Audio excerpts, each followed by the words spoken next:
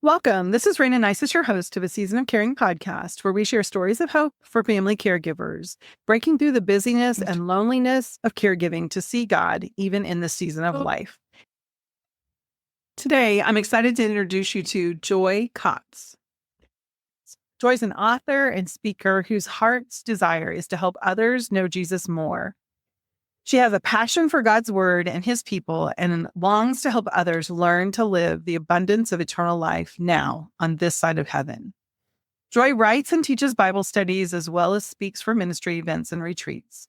She's been married to her high school sweetheart for 30 years and lives in Northwest Indiana.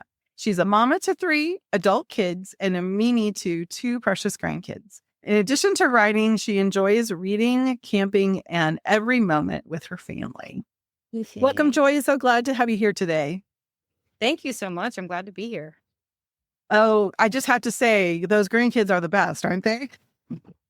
I said I had 2, but one is coming in the next 2 weeks. So, oh, that's so exciting. yes, we have a granddaughter, and our grandson is coming here in a couple of weeks. So, yes, very excited. Yes, we just got a new grandson in December. They're so much fun. Well, Joy, share with us a little bit about what your caregiving season looked like. When I saw your post about caregiving, I immediately thought of my dad, and I cared for him. It felt longer, but it was really only 3 months. He had injured himself, and he went to the doctor for a compression fracture in his back and ended up being diagnosed with congestive heart failure. In the midst of all that, he and my mom were divorced, and he lived alone. And so I became his primary caregiver in what ended up being the last 3 months of his life. Wow. Yeah. So not expected, even when he passed so soon, that even though he was very sick, it was still unexpected. But yeah, it took me off guard, but it was a good season as well, if caregiving can be a good season. Yeah, it sounds like, too, that it was kind of surprising that you would end up in that role. And I think so many times when our parents or even when our loved ones are healthy, we don't really talk about, what's it going to look like if you need care? And so it sounds like that was probably a little surprising too, that we went from an injury to this dependence and then actually walking him all the way home. Yeah, we actually thought longer term, we would maybe have a home that could accommodate him if need be, but I knew that he would go kicking and screaming because he loved his independence and his house and his garden and all the things. But yeah, it did take us off guard a little bit. And, I shared with you a little bit about the whole kidney journey and just how God tucked that season into what the other things that he was calling me to do and other ways that he was calling me to care for others. And he was just very good in the way that he timed all of that too. Yeah, it's always surprising because to us, it is surprising. I remind myself a lot. None of this is a surprise to God. He knew it all, but it seems like these events don't seem like they make a whole lot of sense or not what you expected. I will share with everybody a little bit about the kidney situation. Okay, so I just happened to be on Facebook and saw a need. Somebody had created a page that there was somebody that was in need of a kidney. It was actually a man from our church. And I didn't know him. I knew his brother. So I had this really weird sense to consider a donation, which, again, very surprising. Like, I am not a risk taker. I didn't go looking for any of that. And the fact that it was even impressed upon my heart shocked me, I think, more than anybody else. My father-in-law is a kidney transplant recipient. And so I know what an incredible blessing it's been to our family to still have him here because he got his kidney right after my husband and I got married almost 30 years ago. And so I did start just praying about it and had that hard conversation with my husband. And he was incredibly supportive, which he always is.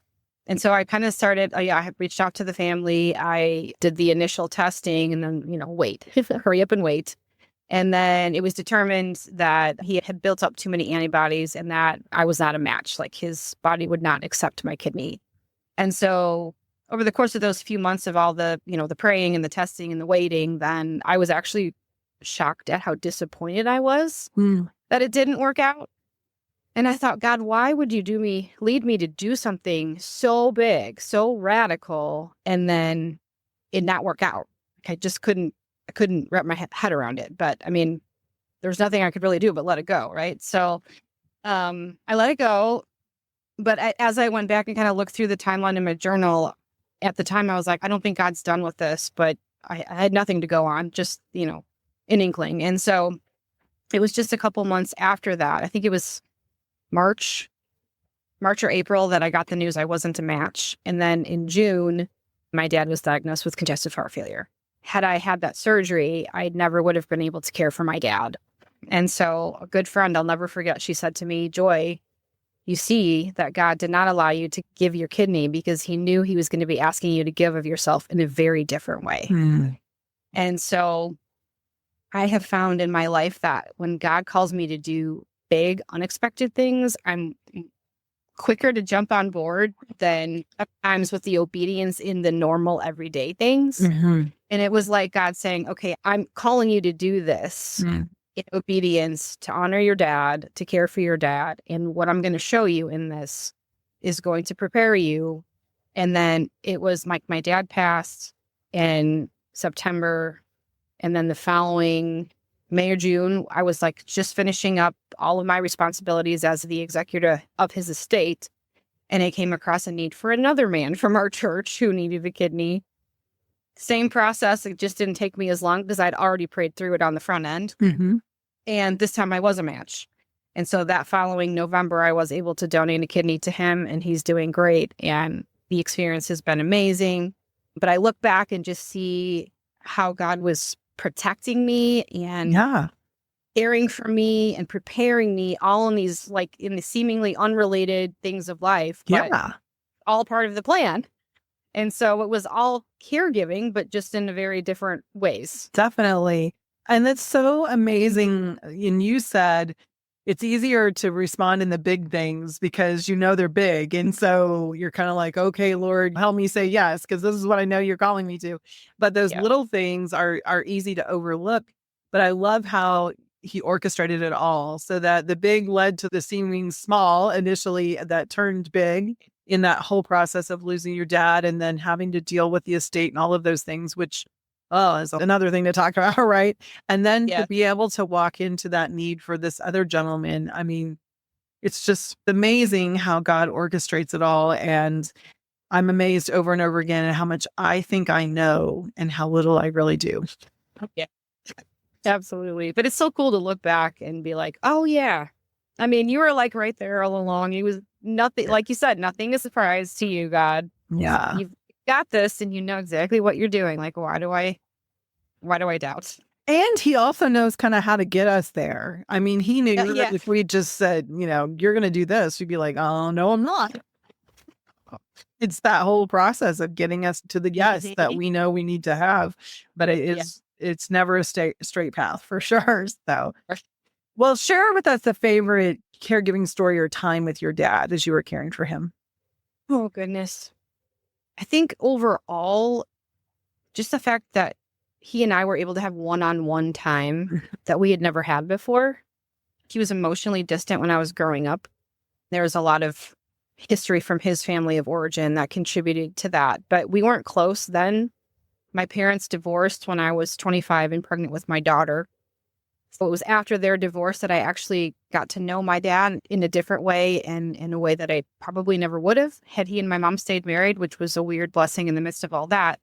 As I was caregiving, I'm just in his house and one-on-one time that we just never had. And I probably wouldn't have if I wasn't in that position. Just being able to spend that time and to see him in his space. And when he wasn't feeling good, he was always wanting to get out in the garden and mess with the flowers. I just got to see him in a different light. And I really appreciated the opportunity to do that.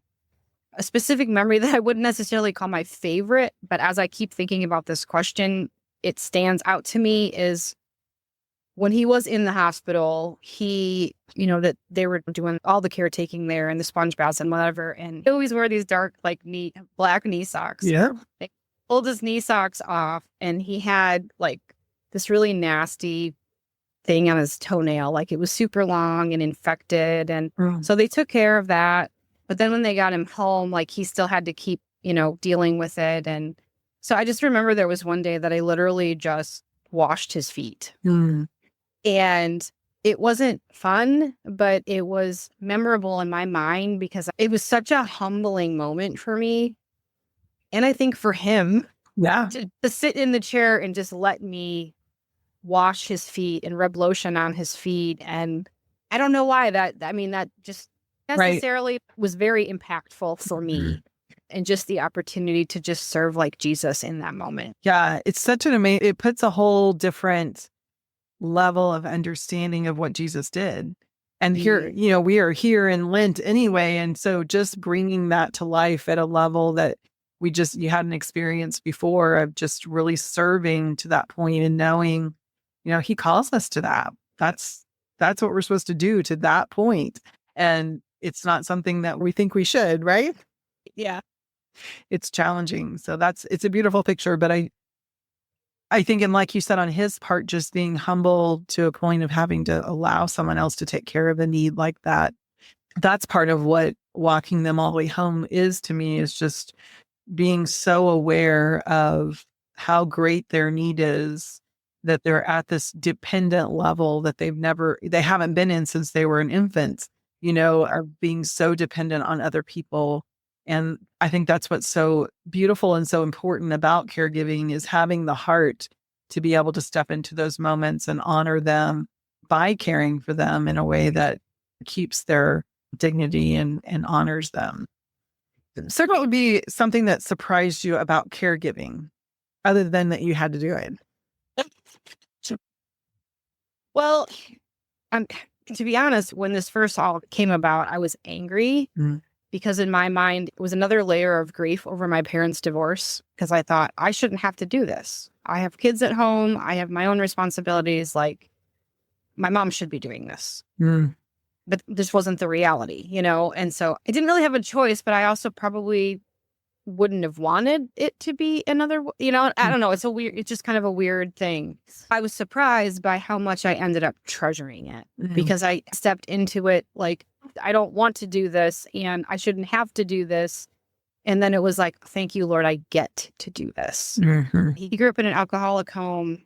Obviously, his marriage to my mom wasn't great. They got divorced. And so I had this opportunity to just love him, maybe in a way that he'd never been loved before. I don't know. Mm-hmm. But it just became really, really special to me. My kids ended up getting a closer relationship with him too, and saw him in a different light as well. And so I was just surprised that I enjoyed it as much as I did, even though it was hard and kind of gross sometimes, like just dealing with all the things. God's good that way. Yeah. And I do still to this day treasure the opportunity that I had to do that. Yeah.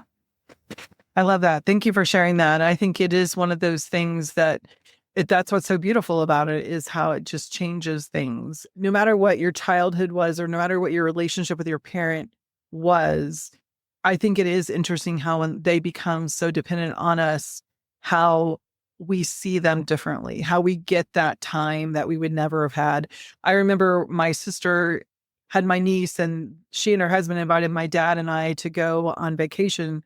And no, he wasn't diagnosed at that point, but we just had so much fun spending a week together, just having fun. And after it was over with, I thought, gosh, I haven't done that since I was a kid, just spent unlimited time with my dad and enjoyed that time, until caregiving came years later. That need became so huge. And again, the memories and the time that we spent together, we would never have spent together if it wasn't for that need. And so it is not easy. And there are lots of unfun parts, but there are also very beautiful parts whenever we take the time to notice them. And so that's what I like to encourage people to do, is stop and think, what is happening now? How are you enjoying the person that you're caring for? And when was the last time you had a good laugh? Those opportunities are there. We just have to make sure we see them.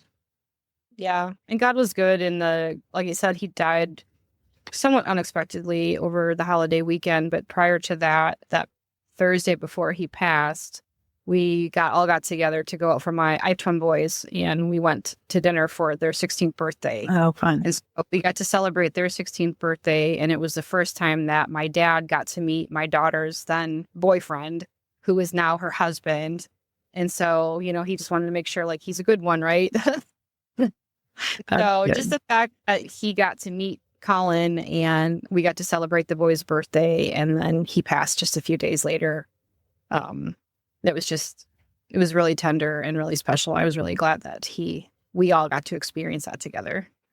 So I know there's lots in this question. So what would be one thing you can offer to encourage people to live content, love well, or care without regrets? Oh, all of the above. I think honestly, just what I try to do is be faithful to what God's putting in front of me today. Mm. The people, the situations, I tend to want to jump ahead and think like have everything figured out. It's Right. as if I could actually do that.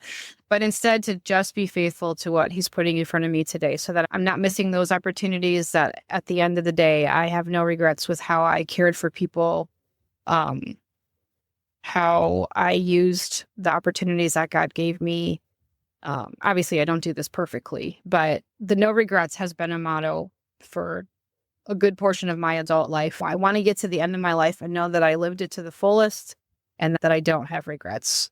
And so, yeah, I mean, that is kind of an all-encompassing question. And my answer is kind of broad, but yeah, because what he puts in front of me every day might be different. Just being faithful to that and not overlooking the small things that he puts in front of me because I'm looking for something bigger or better. Mhm. Or just being obedient in those everyday things. Yeah. Yeah. And a girl after my own heart who actually thinks about not having regrets, because so many people that say that too, I don't really think of it that way. Oh. And it is so important. And it's not about being perfect. It's not about always doing it right. It's about making the adjustment so that you can forgive yourself, forgive others, and move forward and know that there's not a whole lot of things you're holding on to that you wish were different. And for me, Right. I think caregiving can be filled with those things if we don't really focus on that forgiveness piece and just being obedient the next time. He calls us each step, and it's okay if we fall because he's right there to help us up again. But at the same time, if we aren't really seeking to continue to have that confidence of no regrets, then we're going to do things without intention, which is going to Right. put us in a place where we're going to have regrets. At least Right. that's my little sermon on it. I also feel like, especially when it comes to a season of caregiving, is to remember that it's a season. Yes.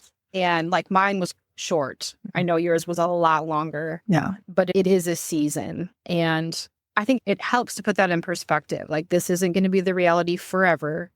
And it's going to be hard, but it's a season. And so whatever is happening in this season is for a reason, and it's going to prepare us for what's coming in the next season. Yeah, definitely.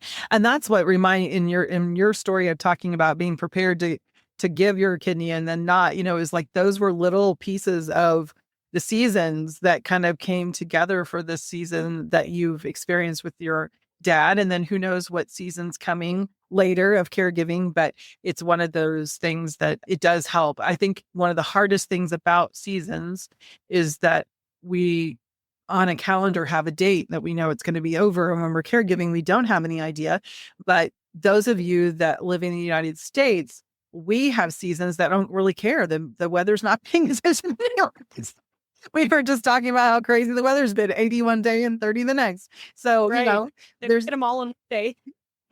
we think we know what a season looks like. We don't even know what the actual weather seasons look like. So that's a Right. lot of what caregiving looks like.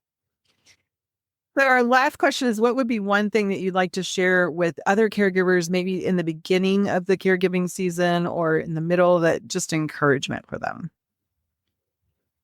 Oh, goodness. I would say, I know it sounds cliche, but keep your eyes on Jesus.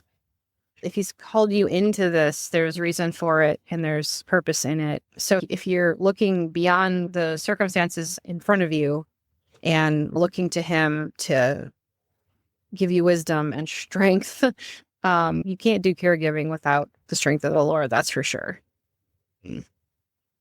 Keep your eyes on him and allow him to do the work in you that he's wanting to do, even as you're giving, allow him to fill you up as you're pouring out, I guess is what I'm trying to say. Yeah. Yeah. It's so good because keeping our eyes on him is where we get that strength. And he does pour. He is faithful to pour in. So we have some to pour out. When we don't stay close and we are trying to do it of our own, then the cup gets empty fast. And so Yes, we sure definitely does. need to spend that time getting filled up. I know, Joy, that you're an author. You've written some Bible studies. Tell us a little bit about where we could find your Bible studies or a little bit more about you. My Bible studies are available on my website, joykotz.com. Also on Amazon. As far as other things about me, I'm regularly teaching Bible study at my church, and I also speak for women's events and retreats and conferences and things. Excited about opportunity to continue sharing what God is doing in my life and what he's given me to reveal from his word through teaching Bible studies and all those kinds of things. So more information about me at my website. Very good. So joykotz.com. Thank you so much for joining us today and sharing a little picture into your caregiving season. Appreciate it. Glad to be here. Thank you, listeners, for joining us today for Stories of Hope with Joy. A Season of Caring podcast has been created to share stories of hope for living content, loving well, and caring without regrets. If you have legal, financial, or medical questions, be sure to consult your local professionals and take heart in your season of caring.